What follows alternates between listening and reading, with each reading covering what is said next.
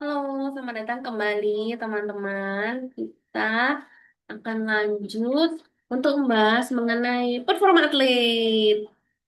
Nah, kalau untuk terkait performa atlet sendiri, ini ya, kita berbicara dengan tokoh yang lain gitu ya. Kita pakai Weinberg dan Gold kayak gitu.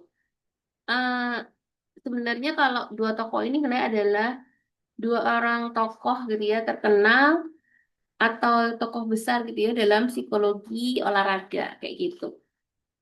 Atau mungkin lebih tepatnya olahraga prestasi gitu, teman-teman. Jadi beliau-beliau ini menulis buku teks atau textbook gitu ya, rujukan internasional yang biasa dipakai di mata kuliah psikologi olahraga di banyak negara gitu ya, yang memang judulnya itu Foundation of Sport and Exercise Psychology itu di tahun yang 2019 ini, teman-teman. Nah, jadi dua orang tokoh ini dia itu lebih banyak meneliti gitu ya bagaimana faktor psikologis itu bisa mempengaruhi performa atlet atau performa dalam berolahraga gitu ya.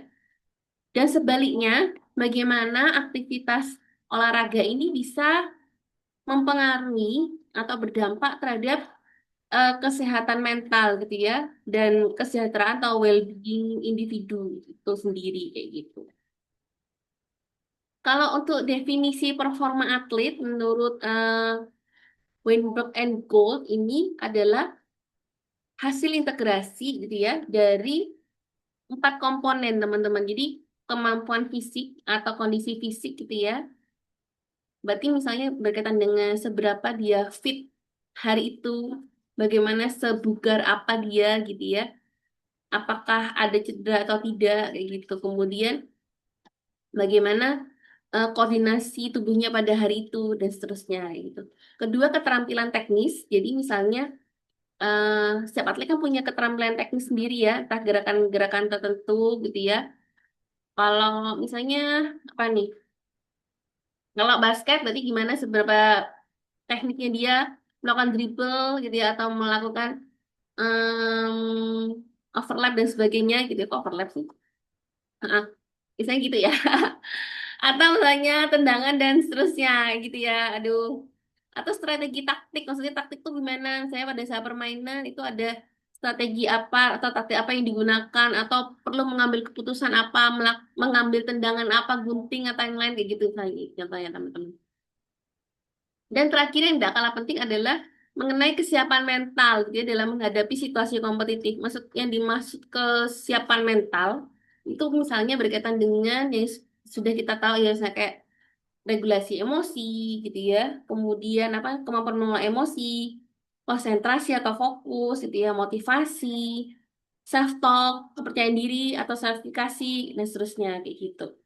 Jadi Weinberg and Gold ini mengatakan bahwa semua komponen ini harus terintegrasi gitu ya atau menyatu gitu ya. Sup-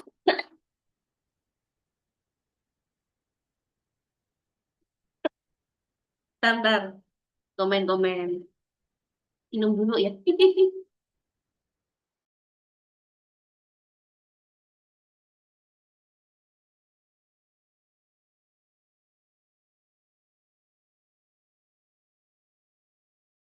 Ya, mohon maaf. Jadi, em kerjanya tadi fotonya gede terus ya. Enggak, enggak. Aduh, mohon maaf. Kayak mana dia? Oh, iya. Jadi, si Weinberg and Gold ini menyampaikan gitu ya bahwa semua empat komponen atau empat dimensi ini harus menyatu gitu ya atau terintegrasi supaya atlet ini bisa mencapai performa maksimalnya kayak gitu atau bisa mengeksekusi keterampilannya yang dia miliki di bawah tekanan kayak gitu gitu. Eh, jadi atau dengan kata lainnya prestasi atlet itu lahir dari sinergi gitu ya antara fisik, teknis, taktik dan mental kayak gitu teman-teman kayak gitu. Itu berlanjut ya gitu. Nah, Definisi yang kedua ini datang dari tokoh lain gitu ya. Namanya Yuri Hanin. Yuri Hanin ini adalah psikolog olahraga juga, tapi dari Rusia gitu ya. Nah, dia tuh banyak meliti mengenai hubungan antara emosi dan performa atlet kayak gitu. Dia punya pandangan bahwa emosi itu tidak selalu menjadi musuh atlet dalam menampilkan performa optimalnya gitu. Justru kondisi emosi tertentu gitu ya bisa menjadi bahan bakar gitu ya untuk menampilkan performa terbaik gitu. Jadi tergantung tiap orang. Misalnya kalau teman-teman misalnya lebih semangat kalau ngerjain tugas kalau mepet deadline gitu kan. Oh, lebih terpacu adrenalinnya gitu. Atau tapi ada juga teman-teman yang malah kalau mepet deadline malah nggak bisa mikir kayak gitu ya. Jadi harus ngerjainnya mencicil jauh-jauh hari dan sebagainya dalam kondisi tenang kayak gitu. Baru bisa fokus. Nah, ini sama dengan atlet. Konsepnya ini belum saya sebutkan tadi ya. Individual zones of optimal functioning gitu ya, atau EZOF kayak gitu. Nah, konsep EZOF ini dikenalin si eh, Hanin itu di tahun 2000 gitu. Di bukunya Emotions in Sport kayak gitu. Emosi-emosi dalam olahraga kayak gitu. Dunia olahraga. Nah, idenya gini. Menurut Hanin, setiap atlet tuh punya zona optimal ini. Eh, Optimal functioning zones gitu ya, setiap individu gitu ya, khusus setiap individu dengan tingkat emosi tertentu gitu. Misalnya entah cemas, semangat, rileks gitu ya, yang unik tiap individu dan berbeda satu sama lain gitu. Yang bisa mendukung performa puncaknya kayak gitu. Jadi zona ini nggak sama dengan definisi gini. Kalau tenang berarti baik, kalau cemas buruk nggak gitu, nggak selalu karena justru untuk sebagian atlet itu performanya bisa apa namanya bisa optimal justru ketika dia sedikit merasa cemas kayak gitu. Oh, cemasnya cukup tinggi gitu. Jadi bisa memicu fokus dan kecepatan kayak gitu. Tapi untuk atlet yang lain, performa puncaknya itu justru muncul ketika emosinya lebih tenang dan stabil. Gitu ya. Oke. eh Singkatnya itu terkait definisi performa atlet. Nah, sekarang ingin membahas mengenai kalau menurut teman-teman kira-kira bedanya apa aktualisasi dan performa atlet gitu ya. Saya mencoba merumuskan kayak gitu. Kalau aktualisasi ini prosesnya jangka panjang gitu. Kayak kita bahas di awal si Maslow, Rogers dan juga SDT, punya Desi dan Ryan. Jangka panjang ini menurut saya sepanjang hayat ya, seumur hidup kayak gitu. Kemudian tujuannya apa? Untuk mengembangkan seluruh potensi. Seperti yang tadi dibahas definisi Maslow dan Rogers ya, apa full functioning individu, full functioning gitu ya, atau mencapai performa atau mencapai potensi atau kemampuan optimalnya. Kemudian yang diharapkan tuh apa? Jadi semakin matang dalam fisik, teknik, mental, moral, dan sosial kayak gitu. Kemudian kalau performa, performa ini indikatornya di momen-momen spesifik gitu ya. Entah pada saat pertandingan, kejuaraan gitu ya, seleksi gitu ya, atau ujian fisik kayak gitu contohnya. Kemudian ukuran keberhasilannya apa gitu ya. Bukan pertumbuhan pribadi aja, bukan kematangan mental dan fisik gitu ya, tapi bisa dilihat dari hasil yang terukur gitu ya. Skor misalnya. Catatan waktu untuk biasanya lari atau mungkin ya pelari biasanya catatan waktu ya. Atau renang, renang juga.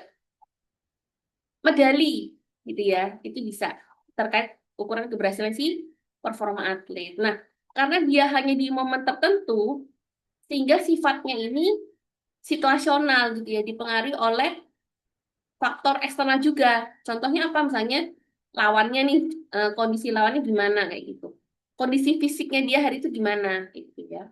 Kan tadi satu komponennya fisik ya, tadi kebugaran atau tidak gitu kan. Kemudian cuaca mungkin kayak gitu ya. Dan seterusnya kayak gitu. Itu terkait perbedaan dan perbedaan aktualisasi dan performa atlet teman-teman. Namun meskipun ada perbedaan di antara kedua hal ini ada hubungan kayak gitu ya. Nah, Hubungannya bagaimana? Aktualisasi mendukung performa keberlanjutan kayak gitu. Jadi gini,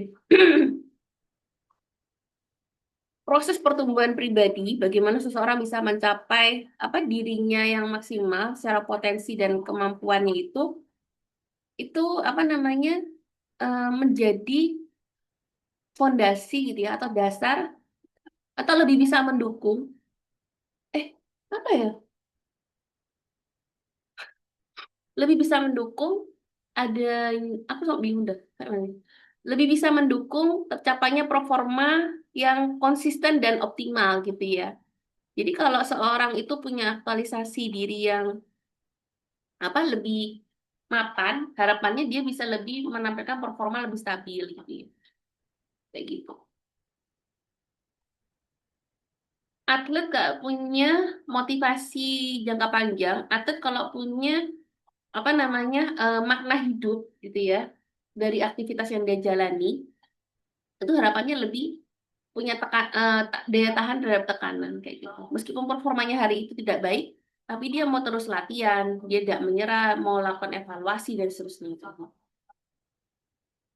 Kemudian, tapi di sisi yang lain, performa yang konsisten atau performa maksimal yang baik, yang konsisten itu memperkuat aktualisasi diri gitu ya. Misalnya ketika dia melakukan performa, kemudian apa namanya, dia mencapai suatu hasil yang baik gitu ya, itu menjadi landasan untuk dia menumbuhkan kepercayaan diri. Kayak tadi ya, istilahnya kompetens kalau di eh, SDT kayak gitu. Semakin meneguhkan kepercayaan diri kayak gitu kan. Semakin punya pengalaman positif, misalnya dia belajar dari lawan menjadi apa? eh, Atlet yang sportif dan sebagainya. Nanti pengalaman-pengalaman kayak gitu akhirnya membuat dia semakin punya aktualisasi yang stabil kayak gitu. Jadi sebenarnya apa sih fokus utama dari mata kuliah aktualisasi dan performa atlet gitu ya? Jadi bagaimana kita belajar gitu ya, atau kita membantu atlet dalam hal ini berkembang gitu ya, sebagai pribadi sesuai dengan kapasitasnya seoptimalnya, sekaligus juga membantu supaya atlet ini mampu menampilkan performa terbaiknya secara berkelanjutan kayak gitu teman-teman. Itu sebenarnya dari mata kuliah kita ini. Oke, baik. Selanjutnya kita akan masuk ke asesmen performa atlet teman-teman. Oke, saya izin stop saya dulu ya. Kita akan kembali beberapa saat lagi.